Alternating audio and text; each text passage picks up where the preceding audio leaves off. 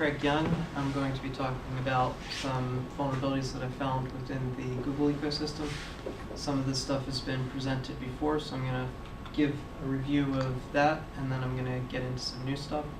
So first, my background. I'm a vulnerability researcher with Tripwire's Vulnerability Exposure Research Team. And in the past year, I've had about 50 CVs assigned, so I like to find vulnerabilities and help vendors fix them.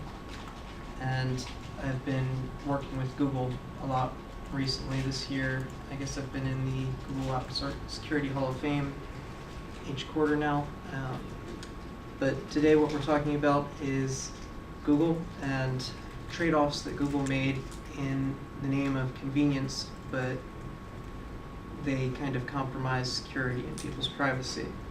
So first off, I'm going to explain to you Android web login and how this works and what problems I found in this system, which I had presented at DEF CON in Las Vegas back in August.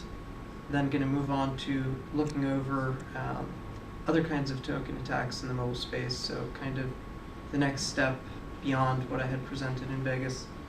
And then we'll start looking at other kinds of attack surface for Google.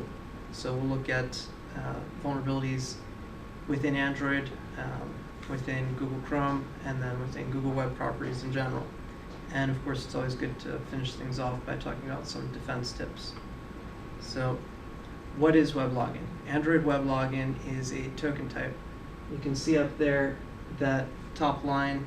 I don't think I can point to it, but that is actually what the token type would look like if you're requesting an Android web login token within a program. What you get back from this is actually a URL, so it's a link to a website. When you go to this website, you get credentials or cookies assigned to your browser session so that you could log into a Google account. Basically, Google introduced this because it's not always convenient to enter a long, complex password or a two-factor authentication code on a mobile device. But there are some limitations to web login.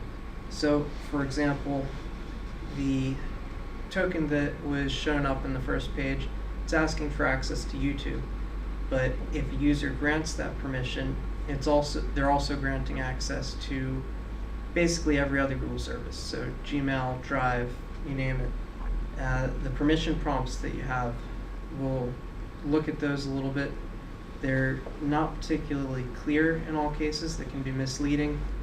And the permission prompts are only going to come up once per application.